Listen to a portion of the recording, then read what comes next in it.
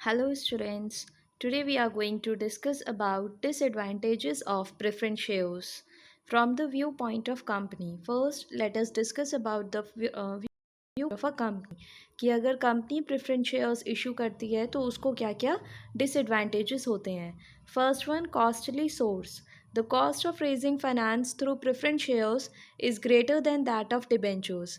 अगर हम debentures issue करते हैं और preference shares इशू करते हैं तो preference shares थोड़ा costly है as compared to debentures. Preference dividend is not deductible for tax purpose. Therefore ये एक कॉस्टली प्रोसेस है कि जो भी हम फाइनेंस रेज करते हैं अगर हम कंपेयर करें डिबेंचर से तो प्रेफरेंस शेयर्स एक कॉस्टली सोर्स हो जाता है, कॉस्टली प्रोसेस हो जाता है. Then secondly, permanent burden.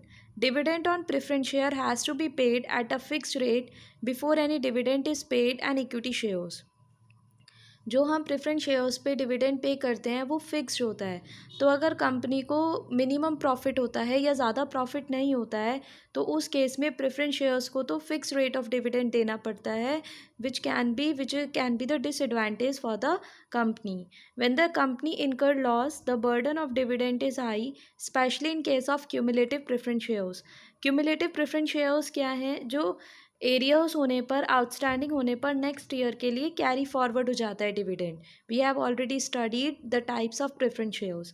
तो वो कंपनी के लिए अगर क्यूमुलेटिव प्रेफरेंस शेयर्स है तो कंपनी के लिए वो एक बर्डन हो जाता है, क्योंकि अगर इस साल उसने डिविडेंड पे नहीं किया तो नेक्स्ट ईयर तो उसको पे करना ही पड़ेगा.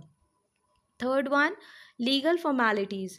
Redemption of preference shares involve several legal restrictions. कुछ लीगल रिस्ट्रिक्शंस होते हैं while you are issuing preference shares. तो वो भी सारे लीगल रिस्ट्रिक्शंस होती हैं, लीगल फॉर्मेलिटीज़ होती हैं, वो सारी कंप्लीट करनी पड़ती हैं. That can also be the point involve in the cost source. तो इसलिए ये कॉस्टली भी होता है और काफ़ी लीगल फॉर्मेलिटीज़ भी फुलफिल करनी होती हैं while issuing preference shares. So that is also one of the disadvantage of preference share from the viewpoint of company. Then low appeal. Preference shares have little appeal to investors. Investors preference shares के लिए कम demand करते हैं.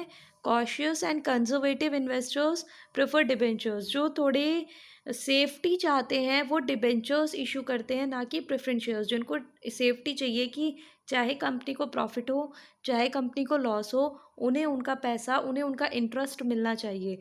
जो इस type के investors होते हैं वो ज़्यादातर डिबेंचर्स इशू करते हैं या डिबेंचर्स प्रेफर करते हैं.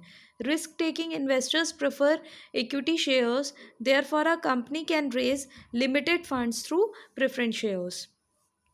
और जो रिस्क लेना चाहते हैं, जो रिस्क लेते हैं इन्वेस्टर्स, वो ज़्यादातर शेयर प्रेफर करते हैं. इसलिए प्रेफरेंस शेयर्स के लिए डिमांड थोड़ी कम रहती है एज़ कम्पेयर टू डिबेंचर्स और equity shares. So these are the 4 disadvantages from the company's point of view. Low appeal की लो डिमांड रहती है, लीगल फॉर्मेलिटीज़ ज़्यादा होती हैं, परमानेंट बर्डन रहता है कंपनी के ऊपर, और अगर क्यूमुलेटिव प्रेफरेंस शेयर है तो उस केस में तो और ज़्यादा बर्डन रहता है क्योंकि उसमें आगे कैरी फॉरवर्ड हो जाता है डिविडेंड. एंड कॉस्टली सोर्स होता है अगर हम डिबेंचर से कंपेयर करें तो. जो फाइनेंस है, जो सोर्स ऑफ फाइनेंस वगैरह होता है वो कॉस्टली होता है प्रेफरेंस शेयर्स में as compare to debentures. Then from the view point of share holders क्या डिसएडवांटेजेस हो सकते हैं? First is lack of voting rights. Preference shares को एक, जो इन्वेस्टर्स होते हैं उनको एक ये डिसएडवांटेज रहता है कि उनका कोई भी इंटरफेरेंस नहीं रहता कंपनी में, उनके पास कोई भी हक नहीं होता, उनके पास कोई भी वोटिंग राइट्स नहीं होता. Preference shares do not carry voting rights in the normal course when the company is earning rise rapidly. जब कंपनी की जो अर्निंग है जब वो इंक्रीज होती है, holders of such shares do not get a share in the prosperity of the company. जो preference share holders होते हैं उनको कोई फ़ायदा नहीं होता है. अगर उनके पास पार्टिसिपेटिंग प्रेफरेंस शेयर्स हैं तो अलग बात है, except except in case of participating preference shares. अगर पार्टिसिपेटिंग प्रेफरेंस शेयर्स हैं तो उनके पास, तो वो पार्टिसिपेट कर सकते हैं सरप्लस प्रॉफिट में. Otherwise company preference share holders को कोई भी बेनिफिट नहीं होता है. Fear of being shown the door. We have studied in redeemable preference shares में क्या होता है, जब कंपनी को कैपिटल की नीड नहीं होती तो वो प्रेफरेंस शेयर होल्डर्स को उनकी अमाउंट रिफंड कर देती है। तो ये भी एक प्रेफरेंस शेयर होल्डर्स को डर रहता है कि जब कंपनी को नीड नहीं होगी वो उनका कैपिटल वापस कर देगी और फिर उनको डिविडेंड आगे से नहीं मिलेगा। तो ये भी एक डर रहता है प्रेफरेंस शेयर होल्डर्स को। Holders of redeemable preference shares have to face yet another unpleasant prospect. The company raises capital from them when it is badly in need of funds. But once its purpose is served, it bids goodbye to them by paying back their money. जब उनका purpose ख़त्म हो जाता है तब वो उनका पैसा वापस कर देते हैं। Third is no capital appreciation.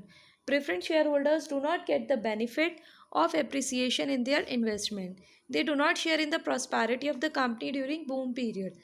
जब कंपनी ग्रोथ करती है, जब कंपनी की प्रॉस्पैरिटी होती है, उस टाइम पर प्रेफरेंस शेयर होल्डर्स को कोई भी बेनिफिट नहीं मिलता है, क्योंकि उनको तो सिर्फ फिक्स रेट ऑफ डिविडेंड ही मिलेगा और जो उनकी कैपिटल है वो ही उनकी कैपिटल रहेगी।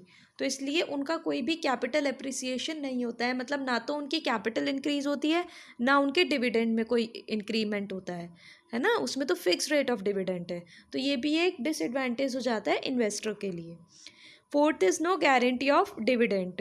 कोई भी गारंटी नहीं है डिविडेंड की। अगर उनके पास एक क्यूमुलेटिव प्रेफरेंस शेयर्स हैं तो अलग बात है, अदरवाइज़ कोई भी अगर कंपनी को प्रॉफिट नहीं होता है तो वो कोई भी डिविडेंड प्रेफरेंस शेयर होल्डर्स को नहीं देगी। तो इसलिए कोई भी गारंटी नहीं होती है डिविडेंड की। तो ये भी एक इन्वेस्टर्स को एक लॉस है, एक डिसएडवांटेज है। Payment of dividend on preference share is not guaranteed. Rate of dividend is generally modest, मतलब फिक्स रहता है rate of dividend. Price fluctuation of preference share is greater than that of debentures. जो price fluctuation होता है, मतलब जो shares के दाम इंक्रीज़ होते हैं या फॉल होते हैं, वो डिबेंचर से ज़्यादा इसमें फ्लक्चुएट करते हैं, चेंज होते हैं। The shares are less easily saleable on stock exchange. और अगर हम इन्हें शेयर को सेल भी करना चाहें तो ये बहुत ही डिफ़िकल्ट होते हैं सेल करना।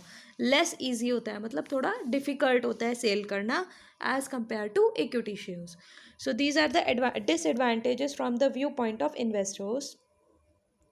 एक तो उनको वोटिंग राइट्स नहीं मिलता है, तो वो कंपनी की किसी भी चीज़ में पार्टिसिपेट नहीं कर पाते हैं।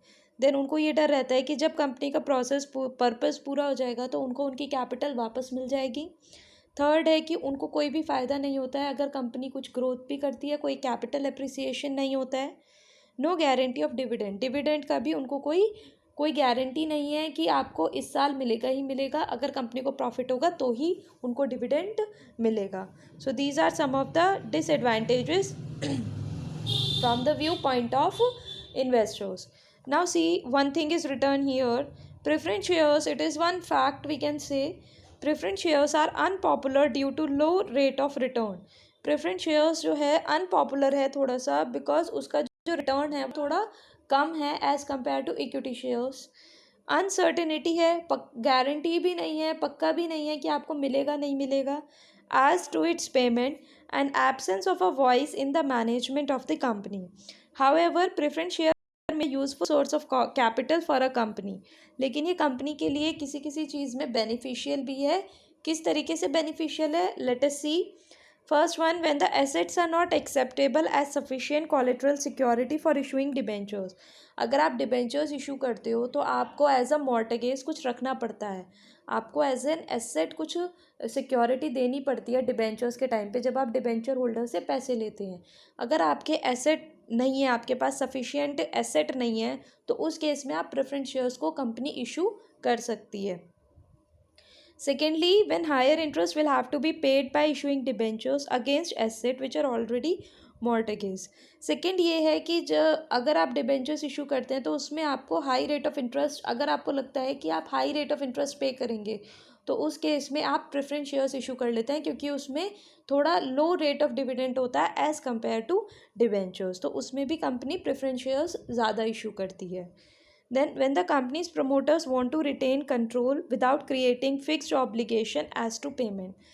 थर्ड ये है कि जो प्रमोटर्स हैं, जो मैनेजर्स हैं कंपनी के, अगर वो चाहते हैं कि उनका जो कंट्रोल है वो उन्हीं के हाथ में रहे, ज़्यादा डिवाइड ना हो ज़्यादा लोगों में, तो उस केस में भी वो प्रेफरेंस शेयर्स को इशू करते हैं। The fourth is when the company need fund for medium term, it can issue redeemable preference shares. अगर कंपनी को सिर्फ कुछ टाइम के लिए ही फंड चाहिए तो वो redeemable preference shares इशू कर सकती है. So these are some of the facts that it is a useful source of finance for the company. So this also you should know.